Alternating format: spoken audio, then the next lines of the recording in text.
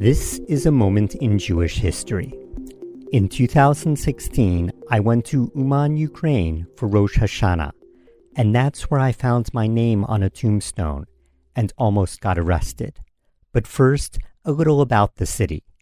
Before World War II, Uman was about one-third Jewish and had a thriving Jewish community that lasted back generations. In 1768, the massacre of Uman took place. Greek Catholics, Poles, and Jews tried to defend their city for days against the besiegers. Thousands were killed. That infamous incident was known by the Jewish community and prompted the legendary Rabbi Nachman of Breslov to want to be buried there. Rabbi Nachman was a great-grandson of the Baal Shem Tov, founder of the Hasidic movement.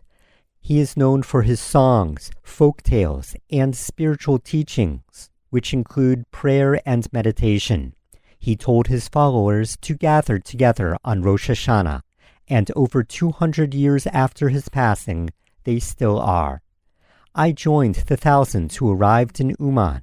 We prayed at the old synagogue that, during the Soviet era, was turned into a metalworking factory, and now has been reverted into a synagogue. I performed the Tashlich prayers with thousands of others overlooking a large pond. But the most interesting thing that happened was when my friend came up to me and said, "Hey Ben, how do you spell your name in Hebrew?" I told him, Beit Resh Samach Kuf Yud, Bresky, and he said, "That's the name on the tombstone." The only grave still standing in a lonely, desolate field. You have to come back with me tomorrow and get a photo. Now, Rabbi Nachman's grave is located in a building. In the 1970s, the Soviets wanted to build apartment complexes on top of the cemetery where the victims of the 1768 massacre were buried, and where Rabbi Nachman's grave was located. When the Breslov Hasidim found out, they sprung into action. They were actually alerted to the fact by a Ukrainian woman named Mrs. Zabeda. She had been informed by the local authorities that all the houses there, including hers, were to be replaced by 9-story buildings. She was used to having a small group of visitors come to her backyard and visit the small tomb and pray. So she enlisted the Breslovers to save her garden and her chickens, and for them to save their Rebbe's final resting place. At that time, the Soviet Union cracked down on Jewish gatherings, and many Breslovers spent time in jail for sneaking into Uman to pray at the Rebbe's grave. They never imagined that several decades later, thousands would be visiting Uman, and not all Breslov Hasidim. They never imagined that people with little to no background in Judaism would suddenly become attracted to their leader. In 1979, 2 Breslov Hasidim from Israel were sent to the United States, where they met with a who's who of important Jewish leaders to save the Rebbe's grave.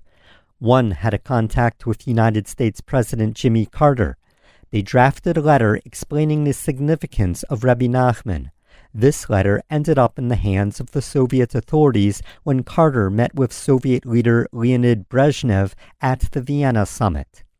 The site was declared an international shrine by the Soviet Union. And so, if you go to Uman today, the 9-story buildings line the street where the cemetery once stood, except for one house, where Rabbi Nachman's grave is located. But this is not the cemetery that I wanted to talk about. On the other side of the street is a different cemetery. This one is mostly desolate and barren, with broken, half-buried tombstones.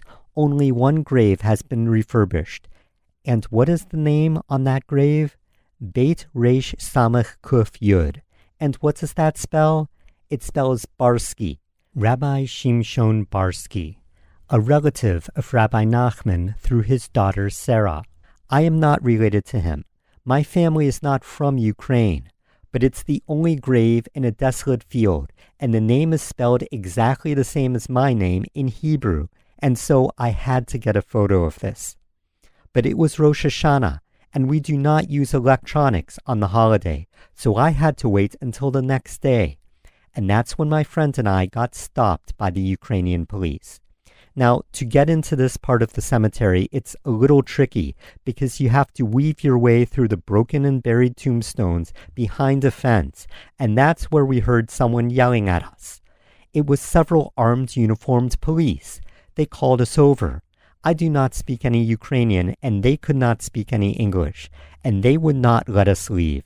And I tried to look for someone walking past that could maybe help out, but to no avail.